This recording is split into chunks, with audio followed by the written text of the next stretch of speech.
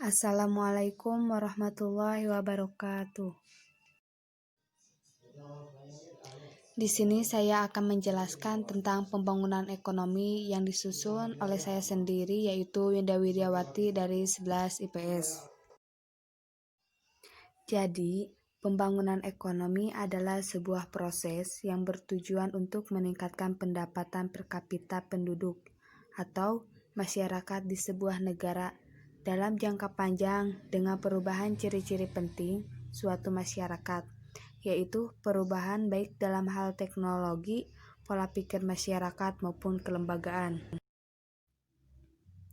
Selanjutnya, di sini terdapat beberapa perbedaan pertumbuhan ekonomi dan pembangunan ekonomi yang perlu Anda pahami, yaitu di antaranya: yang pertama, pertumbuhan ekonomi. 1. Proses naiknya produk per kapita dalam jangka panjang. 2. Tidak memperhatikan distribusi pendapatan. 3. Tidak memperhatikan pertumbuhan penduduk. 4. Belum tentu dapat meningkatkan taraf hidup masyarakat. 5. Pertumbuhan ekonomi belum disertai dengan pembangunan ekonomi. Dan yang terakhir, setiap input dapat menghasilkan lebih banyak output. Selanjutnya, yang kedua, pembangunan ekonomi diantaranya yaitu: 1. Proses perubahan konstan menuju perbaikan, termasuk upaya untuk meningkatkan produk per kapita. 2. Memperhatikan pemerataan pendapatan, termasuk pemerataan. 3.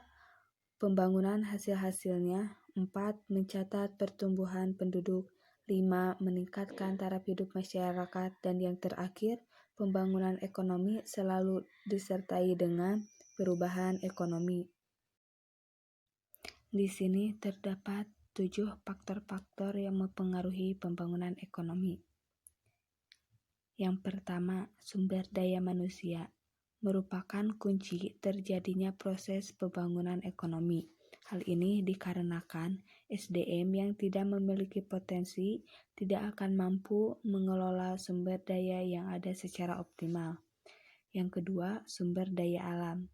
SDA baik yang berupa hayati maupun yang berupa non-hayati merupakan hal penting dalam pembangunan ekonomi suatu negara. Yang ketiga, iptek atau ilmu pengetahuan dan teknologi. Teknologi merupakan alat yang dapat membantu manusia dalam memaksimalkan pekerjaannya. Yang keempat, keadaan politik. Keadaan politik termasuk salah satu faktor yang mempengaruhi pembangunan ekonomi di suatu negara. Dengan sulitnya modal masuk, maka kegiatan produk tidak akan berkembang dengan baik. Yang kelima, sosial budaya. Nilai-nilai sosial budaya yang terdapat di masyarakat juga tak kalah pentingnya dalam proses pembangunan ekonomi. Suatu negara yang dihuni oleh penduduk yang sering mengalami konflik cenderung akan mengalami stagnasi atau kemunduran dalam proses pembangunannya. Ada juga yang keenam, yaitu sistem pemerintahan. Pemerintahan yang menganut paham liberalis akan membebaskan warganya untuk melakukan bermacam-macam termasuk pembangunan ekonomi. Dan yang terakhir, yaitu infrastruktur. Infrastruktur yang lengkap dan merata dapat mendorong efektivitas dan efisiensi kegiatan produksi yang dilakukan suatu negara.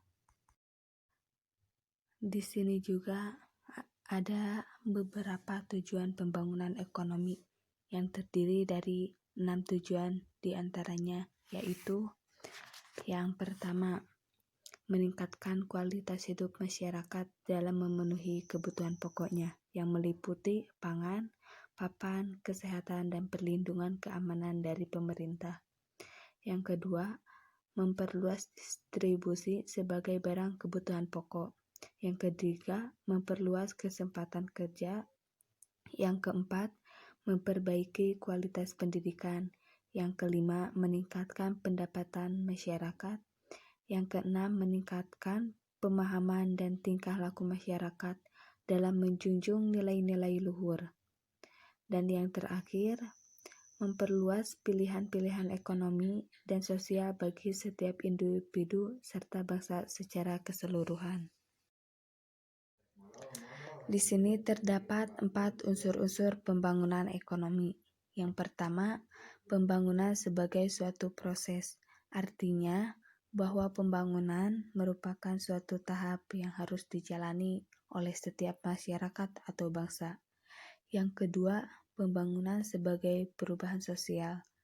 Masyarakat sebagai pelaku dalam perubahan sosial akan berdampak pada kelancaran pembangunan atau bahkan menghambat pembangunan sebagai suatu usaha untuk mendapatkan pendapatan per kapita. Yang ketiga, sebagai suatu usaha. Pembangunan merupakan tindakan aktif yang harus dilakukan oleh suatu negara dalam rangka meningkatkan pendapatan per kapita. Dan yang terakhir, sebagai suatu perekonomian, dapat dinyatakan dalam keadaan berkembang apabila pendapatan per kapita dalam jangka panjang cenderung meningkat. Itulah beberapa unsur-unsur perkembangan ekonomi. Selanjutnya, di sini terdapat beberapa dampak pembangunan ekonomi. Di antaranya, yang pertama, dampak positif pembangunan ekonomi. Melalui pembangunan ekonomi, pelaksanaan kegiatan perekonomian akan berjalan lebih lancar dan mampu mempercepat proses pertumbuhan ekonomi. Adanya pembangunan ekonomi dimungkinkan terciptanya lapangan pekerjaan yang dibutuhkan masyarakat, dengan demikian akan mengurangi pengangguran. Yang kedua, dampak negatif pembangunan ekonomi.